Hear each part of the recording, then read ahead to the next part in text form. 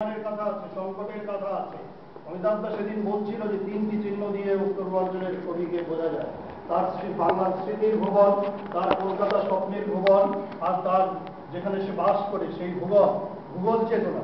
আমরা যখন 80-র দশকে সাহিত্য চর্চা করতে শুরু করছিলাম, আমাদের বন্ধুরা অনেকে বলছিল প্রিয় কোন খেলবার দিন নয় অন্ত, মানে কোন বেল পাতা চাঁদ চাঁদ নিয়ে এসব কবিতা করা যাবে না। আমাদের পূর্বপুরুষরা খুব ঝর্ণা সিম্ফনি শোনাচ্ছিলেন। এবং অমিতাভ দা বোধহয় প্রথম, মানে অমিতাভ দা আমার খুব ঘনিষ্ঠ বন্ধু, প্রথম ব্যক্তিত্ব যে আবিষ্কার করেছিল এটাই ছিল আমাদের রাজনীতি। এবং ইন্টারেস্টিং যে 19 দেশভাগের আগে পরে যখন যারা ব্রহ্মপুত্র উপত্যকায় কবিতা লিখছিলেন তারা সবাই হেমাঙ্গ বিশ্বাসের ছাত্র ছিলেন। হেমাঙ্গ বিশ্বাস, অমলেন্দু গুহ আর উদ্ধেন্দু দাস, এই ত্রয়ী আপনারা বলতে পারেন। এবং তিনি একটা ঠিকানা শুরুতেই ঠিক করে দিচ্ছেন। ঠিকানাটা কল্পনা করুন, একটা ঠিকানা, একটা আসাম।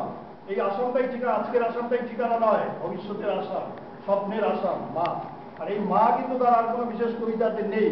তার কবিতাতে কখনো যশোধরা, বেহসী হয়ে এসছে। এবং আপাত দৃষ্টিতে অনেকে বলতে পারে কি সব অশ্লীল কবিতা লিখেছে, আমি এখানে কোট করেছিলাম, আবার ডিলিট করে দিয়েছি।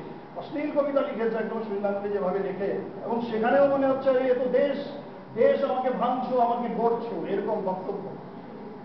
এই দেখুন, মরমিয়া সখী তোকে বলে রাখি আজ, আবার চিকুরে বুঝবো কপৌ, ফুলে ফুলে তোকে করে পুনরানি, ভালো করে দেখে নেব চাঁদের পরাগ ঝরা, রাতে তোর রূপ যৌবন খানি। এটি শ্রীলঙ্কের গাথা, এটি বিখ্যাত কবিতা আছে লুইপারের গাথা, অমলেন্দু গুহর দীর্ঘ কবিতা।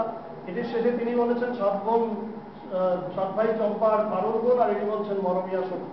না, আপনার শব্দগুলোর ব্যবহার ঠিক করবেন। তারপর তিনি তার ওই বাংলাদেশের স্মৃতিকাতরতা তার কবিতাতে পাওয়া যাবে। বরঞ্চ তিনি লিখছেন যদি কখনো যাবার কথা আসে, বিদেশি খেদা, বঙ্গাল খেদা, এই প্রসঙ্গগুলো তো আসে, চলে যাও।